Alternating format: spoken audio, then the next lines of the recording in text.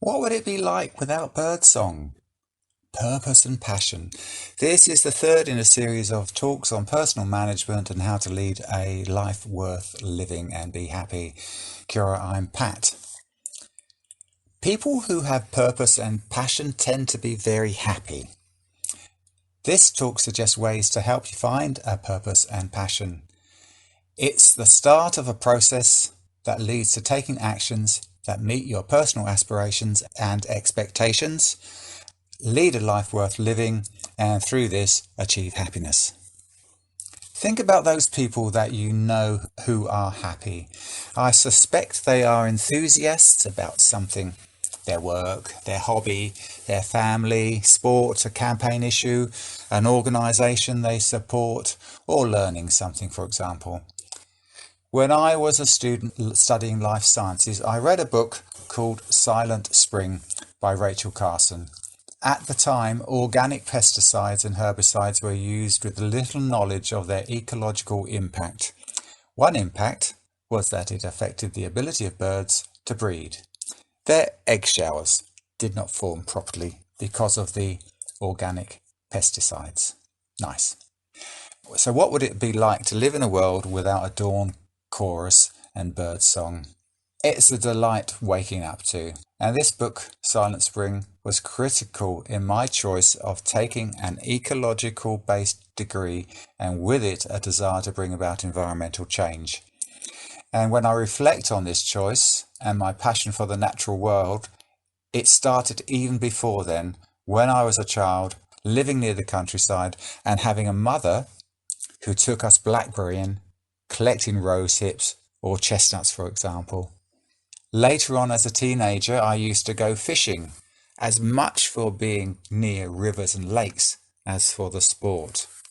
There's been a number of events, activities, people that have influenced me, and I still have this passion for the natural world. With everything I do, I try to take account of the impact of my actions on it. So how do you find your purpose and a passion for it? That's the starting point to leading a life worth living. So here's a suggestion, and you'll need one of my favourite resources, a large blank sheet of paper. Actually, it's usually many sheets of paper. We all live in the present. We have a past, but when we seek purpose and passion, what we are planning for is a future life that is worth living and that has happiness in it. Here's a quote. Be ready, heart, for parting, new endeavour. Be ready bravely and without remorse to find new light that old ties cannot give. In all beginnings dwells a magic force for guarding us and helping us to live. That's Hermann Hesse from the Glass Bead Game. The Glass Bead Game, among other things, chronicles the changes and stages of the main character as he lives his life. It recognises the importance of the past as it influences the present, but it also recognises the importance of change and new beginnings. At different times in our life, we have different expectations, and it's the achieving or surpassing of these expectations that tend to make us pleased, excited, fulfilled, and happy.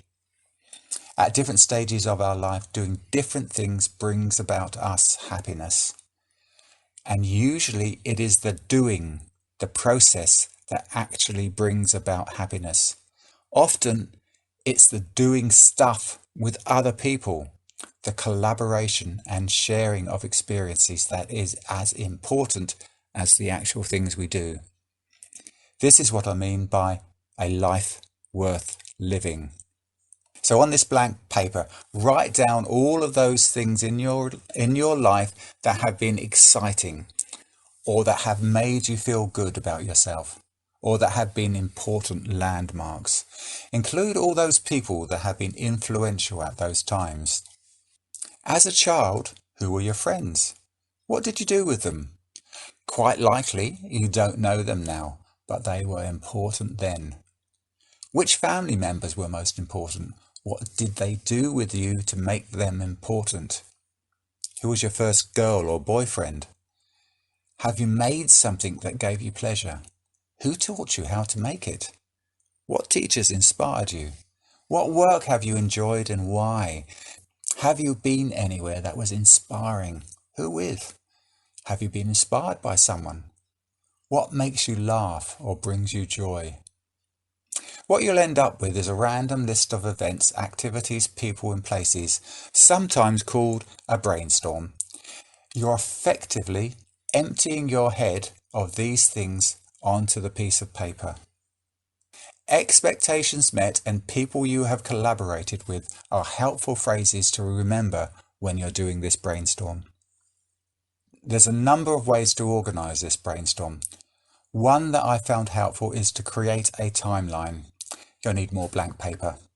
It can sometimes be a long sheet if your brainstorm is large. Draw a line from your childhood to the present day. Add dates and then place the brainstorm items in chronological order along the line. It can also be helpful to group them under headings such as family, education, work, play, places, travel, etc. What this does gives you a perspective of the important things in your life, but more importantly, it starts creating a pattern of those things that have brought you happiness and the sort of people you've collaborated with to help bring about this. And if you want to see an example of my timeline, you'll need to go to the website happinessspectrum.jimdofree.com. And if you look at the picture there, you'll see some of the things I should be doing in the future, like collaborating with other people on environmental or nature issues, more travel because I love travel, and creating a home for the family. However, your brainstorm is unique to you. I've hinted at a few things on my list that show a pattern, such as the love of the natural world. The next talk will be about how to turn this brainstorm into a future plan that has purpose and passion. Looking at the past is helpful, but your aspirations and expectations about your vision for the future and how you want to live it. In organisational terms, this next stage is called strategic planning, but it's equally helpful at a personal level.